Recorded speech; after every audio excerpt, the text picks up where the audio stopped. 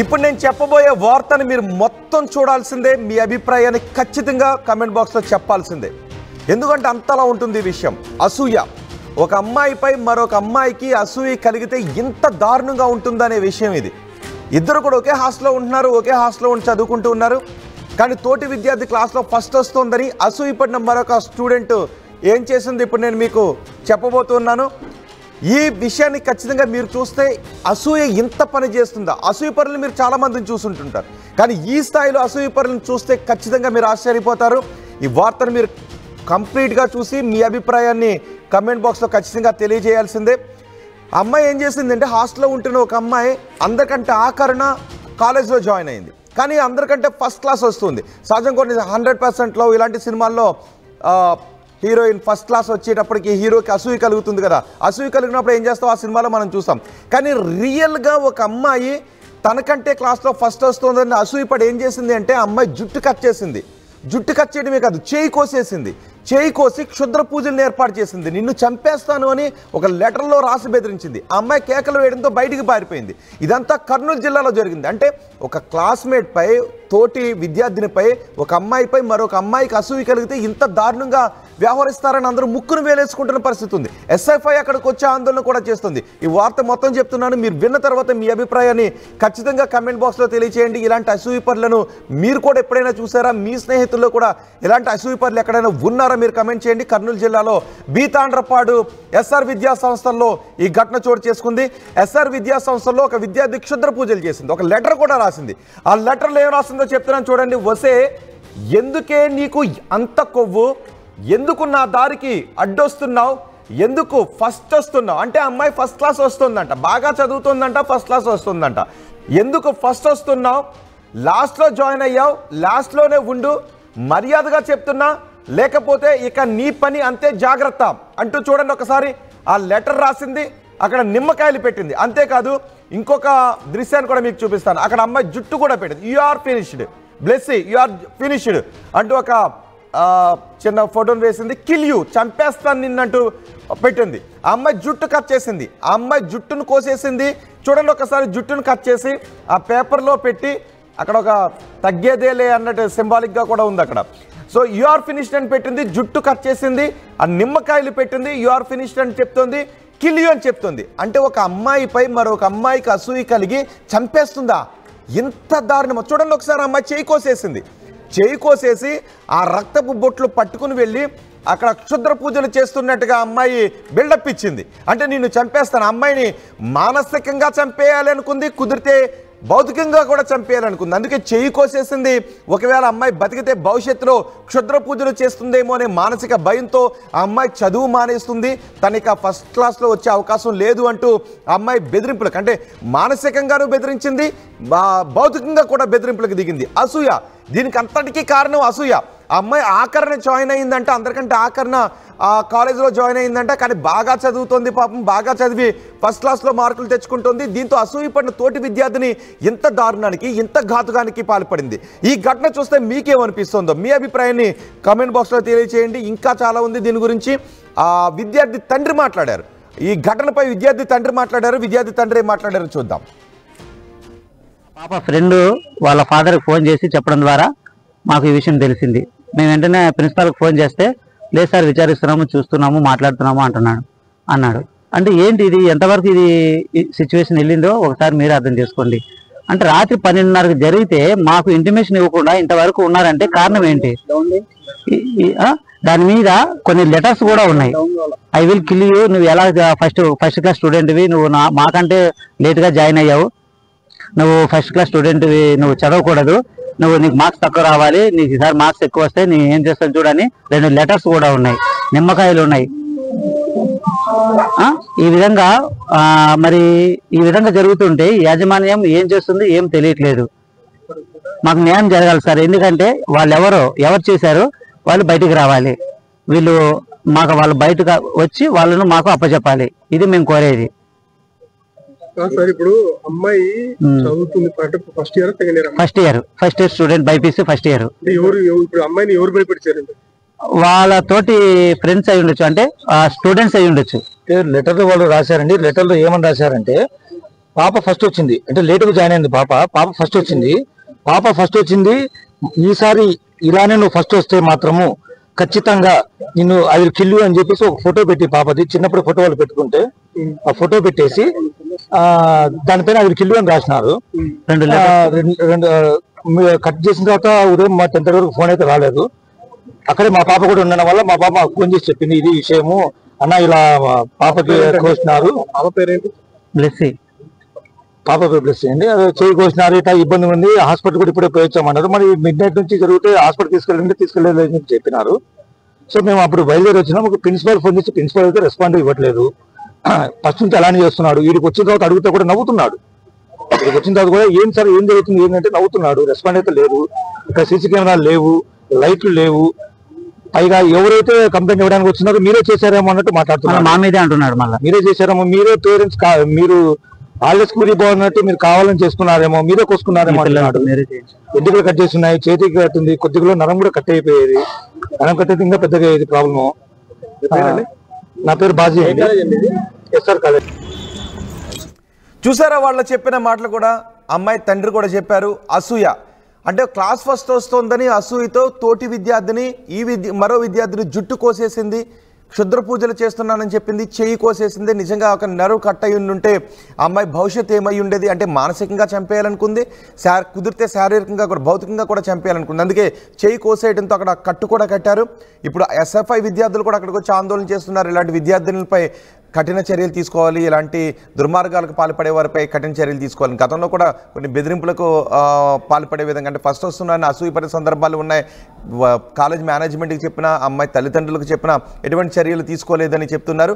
ఈ ఘటనను కూడా కాలేజ్ మేనేజ్మెంట్ దాచిపెట్టాలనే ప్రయత్నం చేసింది, బయటకు చెప్పలేదు, దాచిపెట్టాలనే ప్రయత్నం చేసిందని తల్లిదండ్రులు వాపోతున్నారు. SFI విద్యార్థులు కూడా అక్కడ ఆందోళన చేస్తున్నారు. జుట్టు కట్ చేసి, చేయి కట్ చేసి హత్యాయత్నానికి పాల్పడిన స్టూడెంట్ని కఠినంగా శిక్షించాలని. ఈ ఘటనపై మీరేమనుకుంటున్నారు? మీ జీవితంలో కూడా ఇలాంటి అసూయపరులు ఎక్కడైనా ఎదురయ్యారా, ఉన్నారా? ఉంటే మీ అభిప్రాయం కూడా కమెంట్ బాక్స్లో తెలియచేయండి. మొత్తం ఈ ఘటనపై మా ప్రతినిధి హుసేన్ అక్కడ ఉన్న విద్యార్థులతో మాట్లాడారు. ఒకసారి హుసేన్ పూర్తి సమాచారం అందిస్తారు. హుసేన్. SR కళాశాలలో క్షుద్ర పూజల కలకలం రేపింది. అర్ధరాత్రి వేళ ఒక విద్యార్థిని యొక్క జుట్టు కత్తిరించి నిమ్మకాయలు పెట్టి చేయి కోశారనేటువంటి దీంతో ఒకసారిగా కలకలం రేపింది. దీని మీద విద్యార్థి అదేవిధంగా మహిళా సంఘాలు పెద్ద ఎత్తున ఆందోళన వ్యక్తం చేస్తారు. మనతో మాట్లాడడానికి ఆ సంఘం నాయకులు. సార్ చెప్పండి, SR కళాశాలలో ఏం జరుగుతుంది? SR కళాశాలలో నిన్న రాత్రి 11:30 సమయంలో విద్యార్థిని నిద్రిస్తున్న సమయంలో గుర్తు తెలియని వ్యక్తులు అమ్మాయి మీద దాడి చేశారు. అది దాడి చేసే క్రమంలో మెయిన్గా కత్తితో ఆ అమ్మాయి చెయ్యి కోయడం, అదేవిధంగా ఆ అమ్మాయి జుట్టు కత్తిరించడం చేయడం జరిగింది.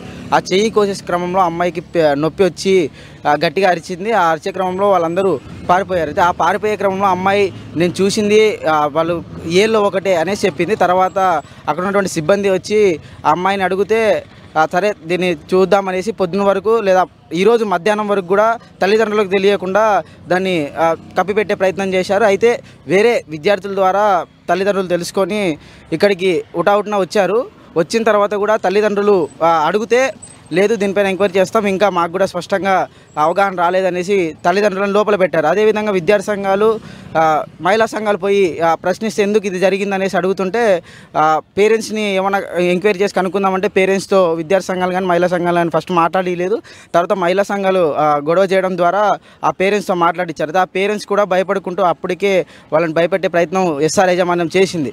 అయినా దాన్ని అనుకోకుండా మేము ఏమన్నామంటే ప్రిన్సిపల్ని బయటికి పిలిచండి, తర్వాత SR యాజమాన్యం అయినటువంటి వాళ్ళని బయటికి పిలిచండి, వాళ్ళతో మేము మాట్లాడతామన్నాం. అయినా ఎంతసేపటికైనా పిలిచలేదు. RAO గారు కూడా వచ్చారు. RAO గారు వచ్చి మొత్తం ఇదంతా చూసి నేను యాక్షన్ తీసుకుంటాను, ఇది ఒక చిన్న విషయం అనేసి చెప్పారంటే ఇది చిన్న విషయం అని RAO గారు అన్నారు. మనం RAO గారిని తీసుకొని ధర్నా నిర్వహించాం రోడ్డు మీద. ఆ ధర్నా నిర్వహించిన తర్వాత అయినా కూడా వాళ్ళు స్పష్టంగా చేయలేదు. ఆ తర్వాత మనం పోలీసులను ఒకటే డిమాండ్ చేసాం, వాళ్ళని అరెస్ట్ చేసి తప్ప మేము ఈ ధర్నా విరమించామని. అప్పుడు పోలీసు వారు వెళ్ళి వాళ్ళని అరెస్ట్ చేశారు. కానీ అరెస్ట్ చేసి వాళ్ళని మాత్రం ఏదో రాజభోగాలు ఉండేటట్టు ఫ్యాన్లు వేసేసి పోలీసులు అక్కడ కూర్చోబెట్టారు. అయితే నేరం చేసిన వాళ్ళని కఠినంగా శిక్షించకుండా వాళ్ళని అలా కూర్చోబెట్టడం ఎంతవరకు సమయస్తాం. ఇప్పటికైనా ఎస్ఆర్ విద్యా సంస్థల యాజమాన్యంపై చర్యలు తీసుకోవాలి. అయితే విద్యార్థినికి ఇది జరగడం కొత్త ఏం కాదు. ఎస్ఆర్ కాలేజీలో ఇది 3వ ఘటన ఈ సంవత్సర కాలంలోనే. కాబట్టి ఆ కళాశాలని సీజ్ చేసేంత వరకు కూడా మేము ఎస్ఎఫ్ఐగా లేదా ఐద్వాగా విద్యార్థి సంఘాలుగా మేము ఎలాంటి లాలూచి వాళ్ళతో చేసుకోము. ఎవరు చేసుకున్నా ఏం చేసుకున్నా సరే ఆ పోరాటం విజయవంతం. అసలు ఎస్ఆర్ కళాశాలలో హై సెక్యూరిటీ పెట్టాలి, మహిళా కళాశాల అంటే మరి పూర్తిగా భద్రత కల్పించాలి. అక్కడ ఎలాంటి సిచ్యువేషన్ ఉంది? ఈరోజు మేము ఎస్ఆర్ కళాశాల యాజమాన్యాన్ని విద్యాశాఖని కూడా ప్రశ్నిస్తూ ఉన్నాం. ఈరోజు పర్మిషను పుట్టగొడుగులాగా ఇస్తూ ఉన్నారు ప్రైవేట్ కళాశాలలకి. పర్మిషన్ ఇచ్చేటప్పుడు కళాశాలలో అమ్మాయిలకు సంబంధించినటువంటి మెరుగైన సదుపాయాలు ఉన్నాయా లేదా, సెక్యూరిటీ ఉందా లేదా, లేదంటే సీసీ కెమెరాలు ఉన్నాయా లేదా అని చెప్పేసి చూసుకోవాల్సినటువంటి బాధ్యత విద్యాశాఖది కూడా. మరి పర్మిషన్ ఇచ్చేటప్పుడు వాళ్ళు ఆలోచించలేదు. లేదంటే ఈరోజు లక్షల రూపాయలు పిల్లల తల్లిదండ్రులతో ఫీజులు వసూలు చేసేటప్పుడు కనీసం వాళ్ళకి సెక్యూరిటీగా ఒక్కొక్క ఫ్లోర్కి కనీసం ఒక 4 సెక్యూరిటీని పెట్టాలి, లేదంటే 2 సీసీ కెమెరాలు పెట్టాలి అని చెప్పేసి అటువంటి ఆలోచన కూడా ఈరోజు చేయలేదు. ఎందుకంటే వాళ్ళు వచ్చిన ఫీజులన్నీ దండుకొని వాళ్ళు కోటీశ్వరులు అవుతున్నారు తప్ప పిల్లలు ఎలాంటి ఇబ్బంది పడినా కానీ మాకు పర్వాలేదు అనేటువంటి ఇదిలో ఉన్నారనేది అర్థమవుతోంది. ఎందుకంటే అక్కడ చూస్తే ఈరోజు దాదాపు 5 అంతస్తులు ఉన్నటువంటి ఎస్ఆర్ కళాశాల 3వ అంతస్తులో అమ్మాయి రూమ్ ఉంటుంది. ఆ రూమ్లో 7 మంది ఉంటారు. మరి కింద ప్రతి ఫ్లోర్కి సెక్యూరిటీ ఉన్నారు, వార్డెన్ ఉన్నారు, అందరు ఉన్నారని చెప్తున్నారు. ఇంతమందిని కాదని బయట నుంచి వెళ్ళేటువంటి పరిస్థితి లేనే లేదు. అక్కడ ఉండే వాళ్ళు ఎవరు చేశారు ఏంటి అని అంటే అదే మాకు తెలియట్లేదు అంటారు అక్కడ ఉండేటువంటి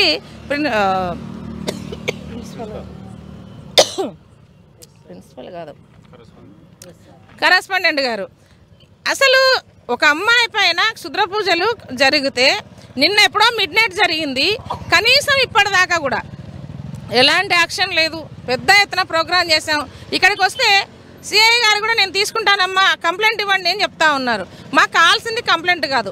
అలాంటి ఘటనలు మరొక కాలేజీలో పునరావృతం కాకుండా చూడాల్సినటువంటి బాధ్యత పోలీస్ అధికారుల పైన ఉంది, విద్యాశాఖ పైన ఉంది, యాజ్ ప్రైవేట్ కళాశాలల వాళ్ళపైన కూడా ఉంది.